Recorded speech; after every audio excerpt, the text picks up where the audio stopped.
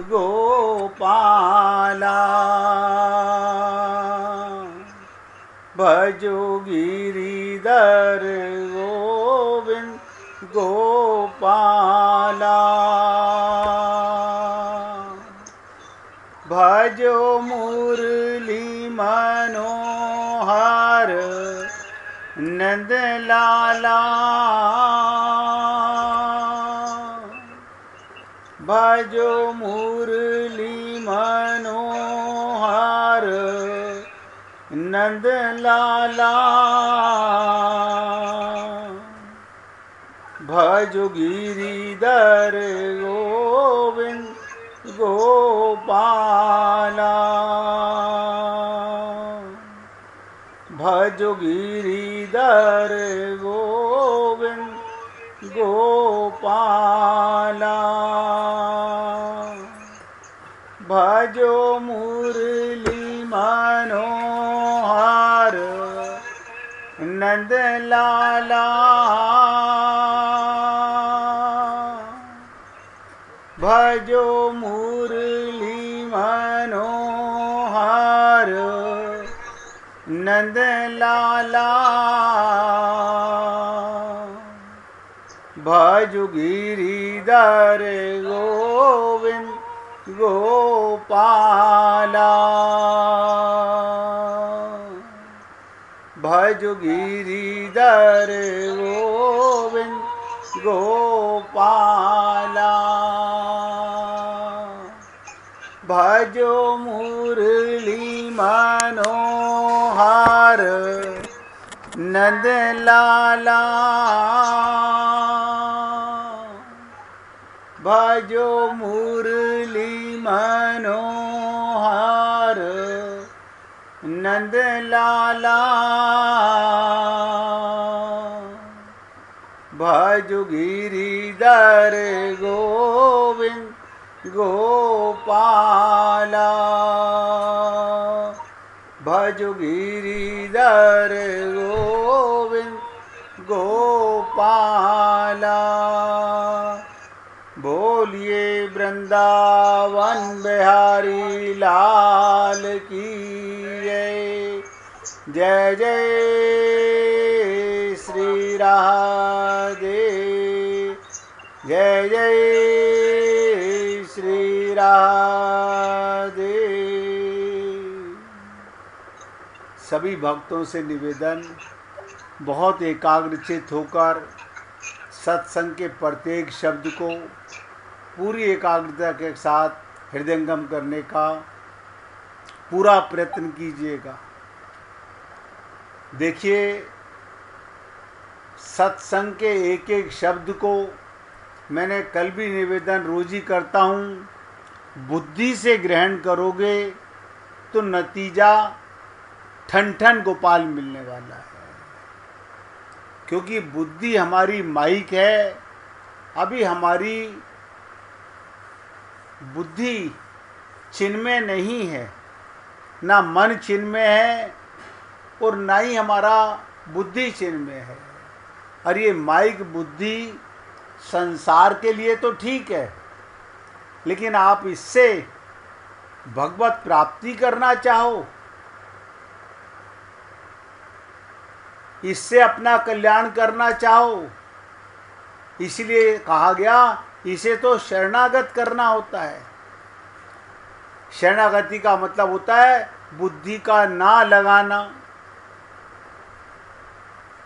अब कल मैंने आपसे भगवान शंकर के विषय में चर्चा की।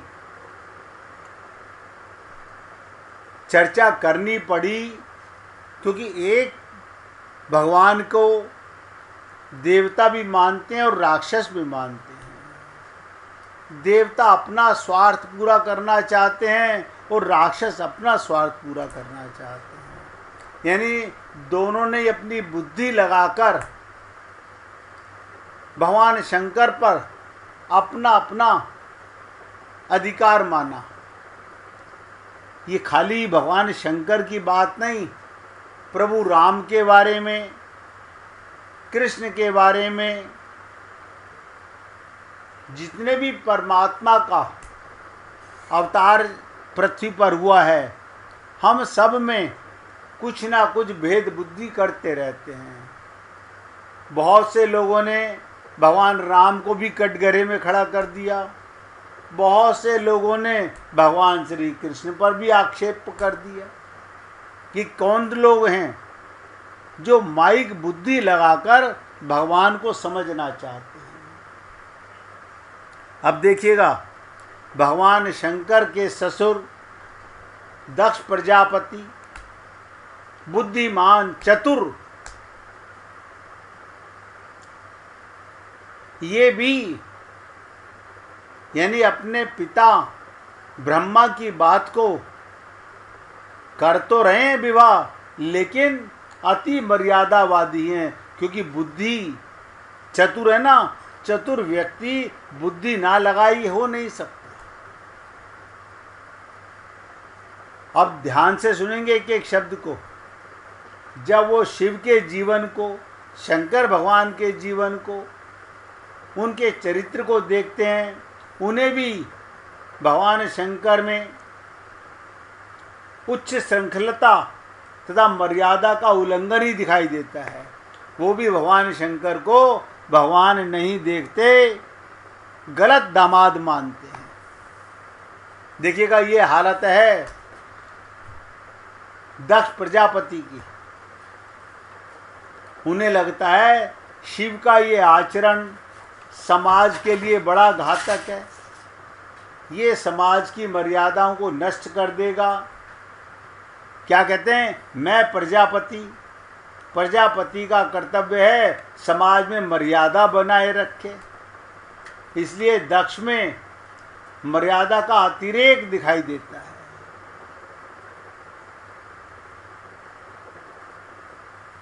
भगवान राम भी मर्यादावादी थे, उन्होंने तो कहीं ऐसा नहीं किया। ब्रह्मा की सभा में दक्ष के आने पर उनके स्वागत में सब खड़े हो गए, किंतु शंकर भगवान बैठे रह गए। ये देखकर उन्होंने शंकर जी को बड़े कठोर शब्दों में भर्त्सना की, उनकी बुराई की। उनका अभिप्राय था सभा की एक मर्यादा होती है, सभा में उपस्थित लोगों को उस मर्यादा का पालन करना चाहिए। किंतु दक्ष की भर्त्सना सुनकर भगवान शंकर को रंच मात्र भी दुख नहीं हुआ। अब देखिएगा, यही दक्ष प्रजापति के पिता ब्रह्मा, ये बुद्धि के देवता हैं। इन्होंने भी अपनी बुद्धि लगाकर भगवान श्री कृष्ण का टेस्ट करना चाहा कि ये भगवान हैं कि नहीं है। हमारे ब्रह्मलोक में परमात्मा आ गया और हमें पता नहीं। बुद्धि, क्योंकि बुद्धि के देवता हैं, उन्होंने भी गलती की और उनके बेटे ने भी गलती की। तो कहने का तात्पर्य, शंकर जी बैठे रहे, शंकर जी पर बड़ी कठोर शब्द उन्होंने कहे और शंकर भगवान को कोई फर्क नहीं पड़ा। यानी दक्ष ने जो भगवान शंकर को बुरा भला कहा, वो सुनकर भी दुख नहीं हुआ।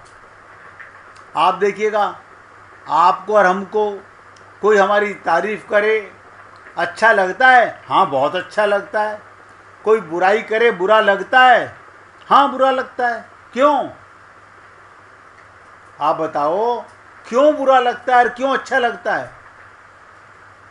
क्योंकि आप इस शरीर की, इस गलत मैं की तारीफ सुनकर खुश हो जाते हो। आप शरीर तो हो नहीं और आत्मा की बुराई हो नहीं सकती, लेकिन आप और हम लोग भी ऐसे ही बुद्धि से पैदल हैं, नहीं समझ पाते इन बातों को।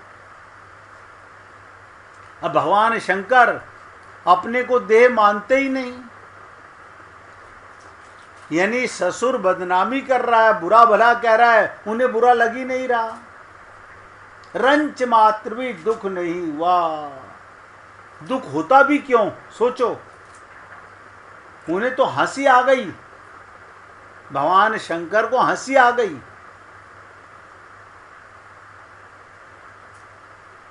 अब मैं आपको एक बात बताना चाहता हूँ, ध्यान से सुनिएगा। एक बड़े प्रसिद्ध संत थे, उनका सत्संग कई बार सुनने का मौका मिला। एक बार किसी सभा में उन्हें आमंत्रित किया गया। वहाँ एक दूसरे महात्मा उनकी निंदा करने लगे। उन महात्मा की धारणा थी कि ये मर्यादाओं का ठीक ठीक पालन नहीं करते, मर्यादाओं का उस तरह समर्थन नहीं करते जैसी मर्यादावादी करते हैं। इस तरह जब वो मर्यादावादी महात्मा उन संत की आलोचना करने लगे, वही बात हुई जो ब्रह्मा जी की सभा में हुई थी। शंकर जी मुस्कुराते हुए चले गए, लेकिन सेवक इतने उदार नहीं होते। अब ध्यान दीजिएगा, शंकर भगवान ने बुरा नहीं माना, उनके सेवकों ने बुरा माना। वो अपने स्वामी की निंदा सुनकर उन्हें सहन करने में समर्थ नहीं होते।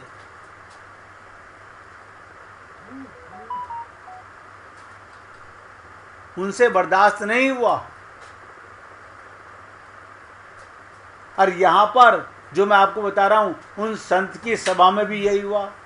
संत के जो सेवक वहाँ उपस्थित थे, उनके शिष्य थे, उन्होंने कहा आप आज्ञा दें तो इस महात्मा का मुंह तोड़ जवाब दे दिया जाए। तो संत ने मुस्कुराकर पूछा क्या हुआ? उनका अरे भरी सभा में ये आपकी निंदा कर रहे हैं। संत ने कहा किसकी निंदा?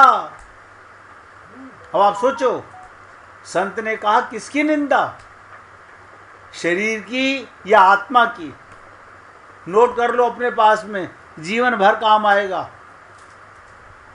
अगर आप शरीर मानते हो अपने को, एक एक शब्द पे ध्यान देना, अगर आप अपने को देह मानते हो तो निंदा बुरी लगेगी, तारीफ अच्छी लगेगी।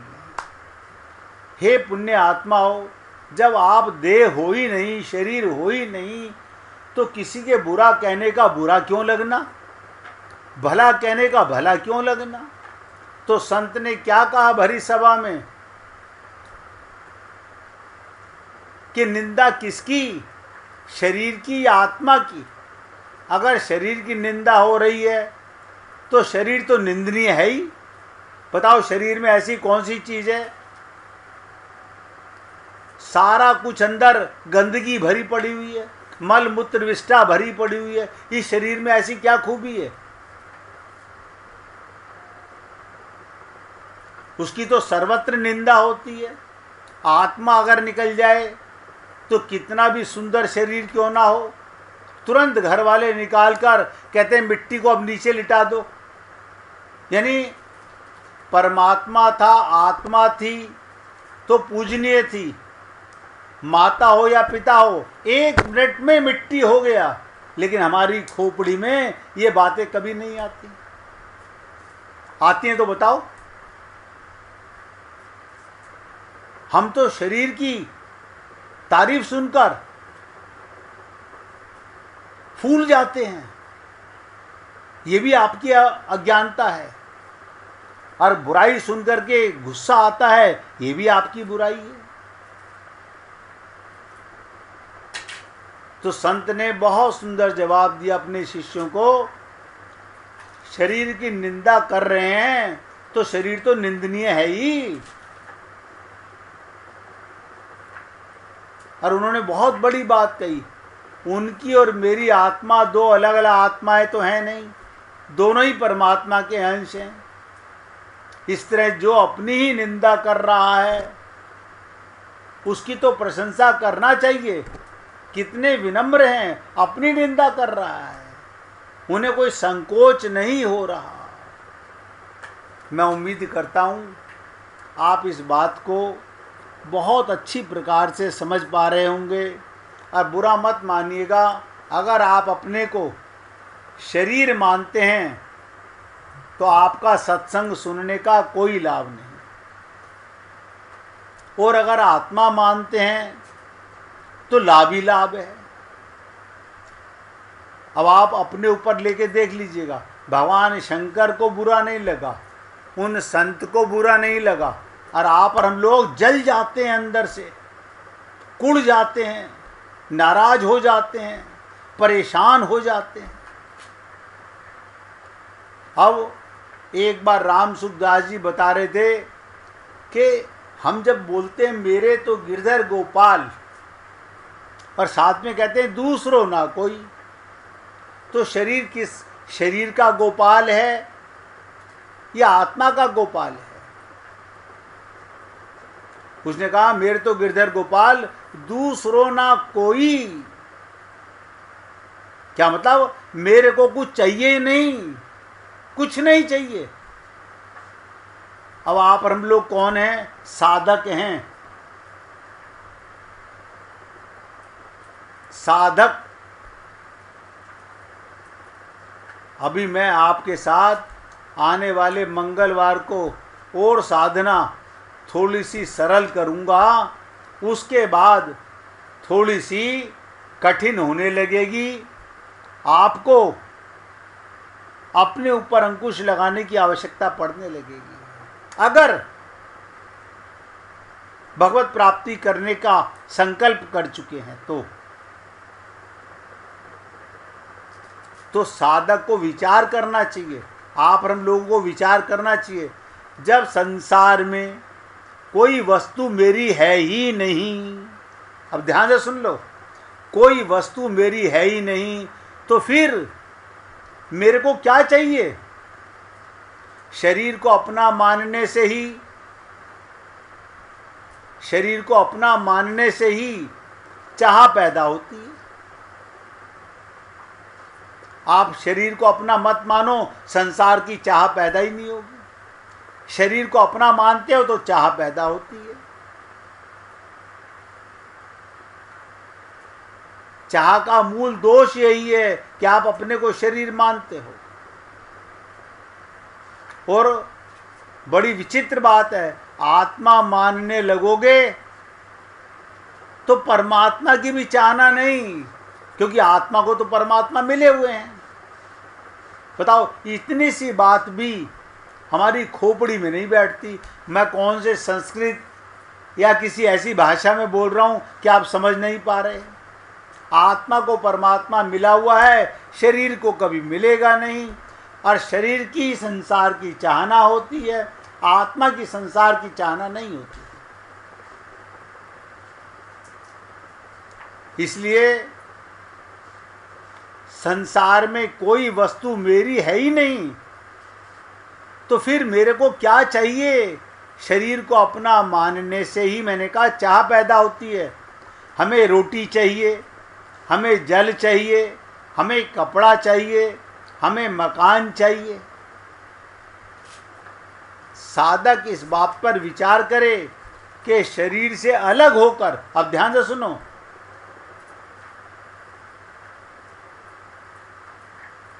किसी दिन साधना में आपको शरीर से अलग होकर के मृत शरीर को देखने की भी साधना करने का प्रयत्न करेंगे। मरे हुए शरीर को, ये मुर्दा है, आपके कारण ये देख रहा है, बोल रहा है, वरना इसमें क्या रखा है? तो साधक इस बात पर विचार करे कि शरीर से अलग होकर मेरे को क्या चाहिए? आप बता दो जी। अब कोई बता दे, शरीर से अलग होकर संसार की कोई चीज चाहिए आपको? नहीं, अब तो नहीं चाहिए। यानी एक भ्रम, एक अज्ञानता मिट गई, चाह खत्म हो गई। जब साधक इस सत्य को स्वीकार कर लेता है कि मेरा कुछ भी नहीं है, तब वो इस सत्य को स्वीकार करने में समर्थ हो जाता है। मेरे को कुछ नहीं चाहिए।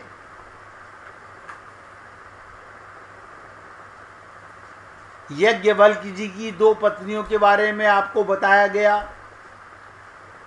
यज्ञवल्क्य जी, जिनके पास अपार संपत्ति थी, अपनी दोनों पत्नियों को आधा आधा देके बोले मैं कल चला जाऊंगा, तुम मुझसे रहो। बड़ी पत्नी बड़ी खुश हुई, क्योंकि वो बुद्धि से पैदल थी। छोटी पत्नी ने कहा इसका मतलब ये कोई बड़ी चीज पाने के लिए जा रहे हैं, जो आज तक इन्होंने जमा किया वो तो बांट के जा रहे हैं, मुझे ये नहीं चाहिए। और आप और हम लोग पता नहीं ऐसा अपनापन किए रहते हैं, ऐसा भ्रम पाले रहते हैं अपनेपन का, उसी के कारण हम भगवत प्राप्ति से वंचित रह जाते हैं। अब मैंने आपको कहा इस सत्य को स्वीकार करने में समर्थ जो हो जाता है कि मेरे को कुछ नहीं चाहिए क्योंकि मैं शरीर नहीं हूं। अच्छा चलो, आपको चाहिए शरीर से अलग होके, बताओ क्या चाहिए?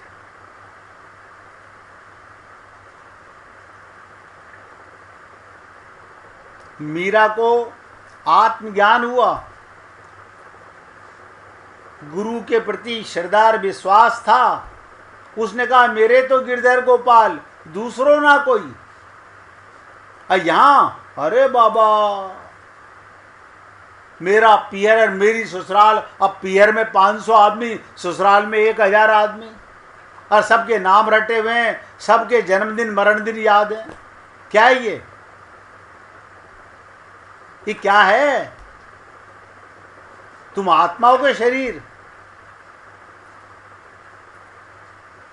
अब तीसरी बात सुनिएगा, मैं कुछ नहीं हूं। शरीर और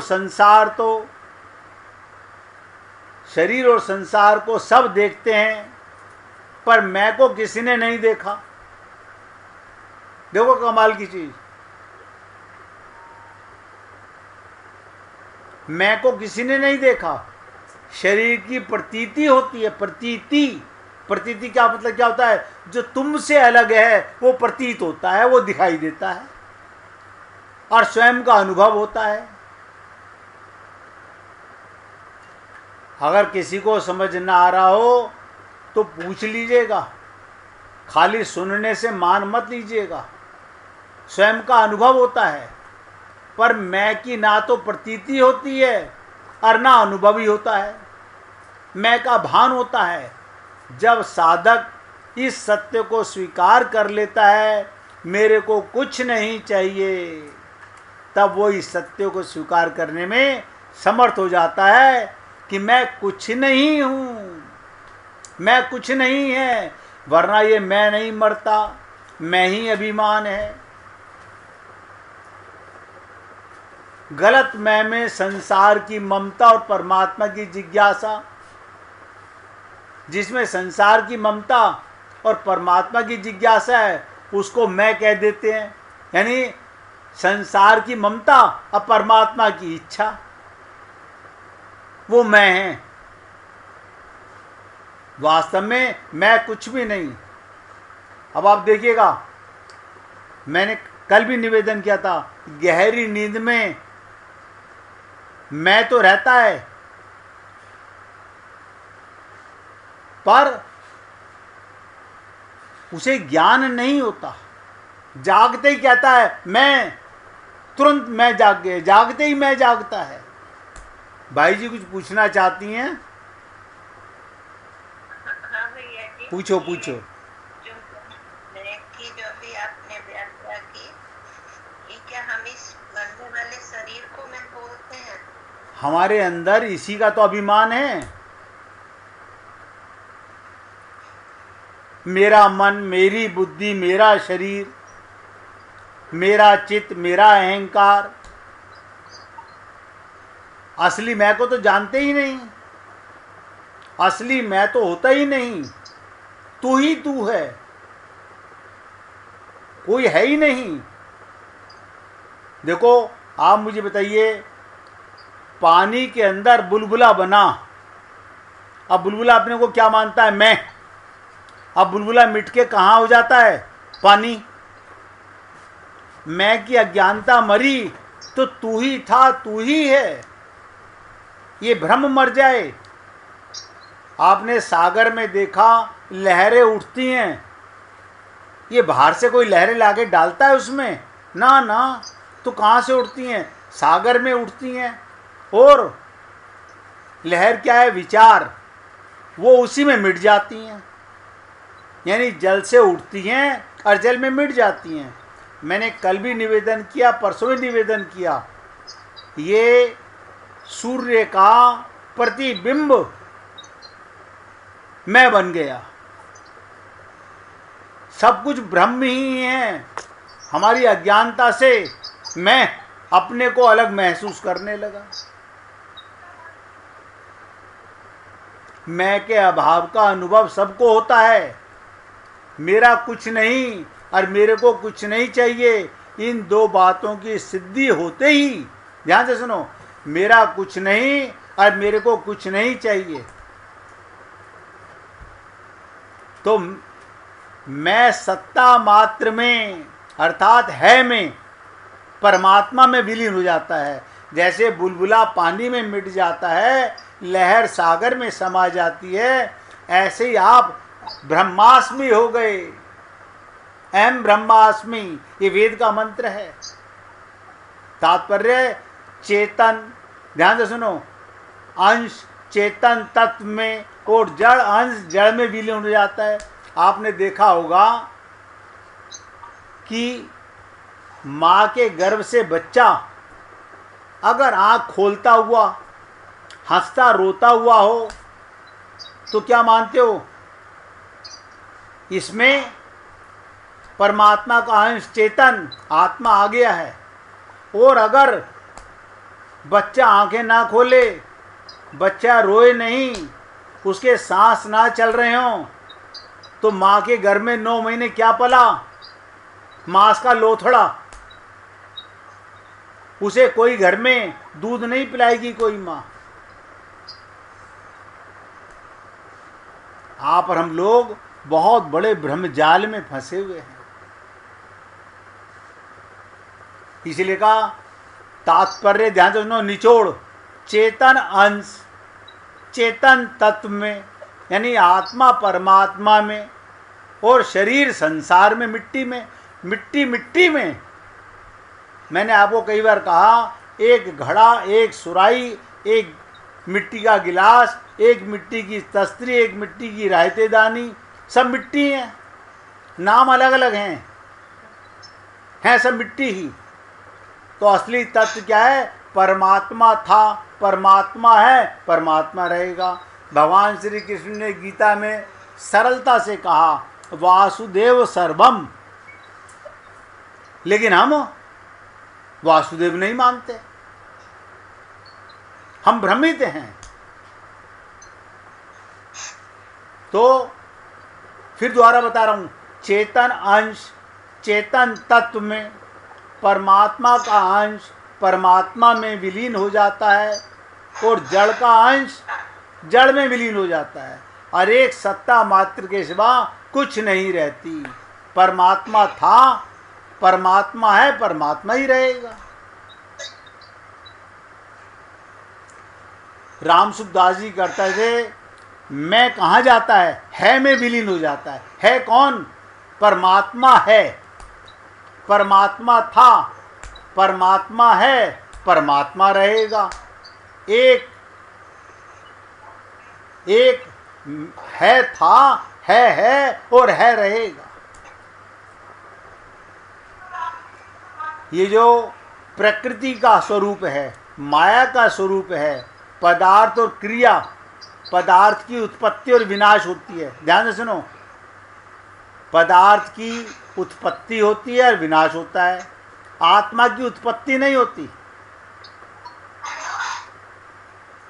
क्रिया का आरंभ होता है, अंत होता है। शरीर आदि पदार्थों का आश्रय, अगर शरीर के पदार्थों का आश्रय लोगे तो पर आश्रय हो गए। इसलिए हे पुण्य आत्माओं, परमात्मा प्राप्ति के लिए क्रिया और पदार्थ बिल्कुल आवश्यक नहीं है। संसार में तो करना मुख्य है, पर परमात्मा में ना करना मुख्य है, कुछ करना नहीं। शरीर और संसार की सहायता से अब ध्यान दो, शरीर और संसार की सहायता से परमात्मा की प्राप्ति कभी किसी को नहीं होती। तो परमात्मा की प्राप्ति होती कैसे है वो भी समझ लो। जो तत्व सब जगह परिपूर्ण है, ये मत समझना कि अयोध्या में पूरा भगवान है, वृंदावन में पूरा भगवान है, आपके अंदर अधूरा भगवान है। ना ना ना, वो परमात्मा सब जगह परिपूर्ण है। उसकी प्राप्ति करने से कैसा होगा, कैसे होगी? करने से तो उल्टा वो दूर होगी। हम लोग ये करें ये करें ये करें और भगवान से दूर होते चले जाते हैं। अब 1 मिनट कीर्तन करेंगे, फिर और खुलासा करने का प्रयत्न करूंगा। हरे कृष्ण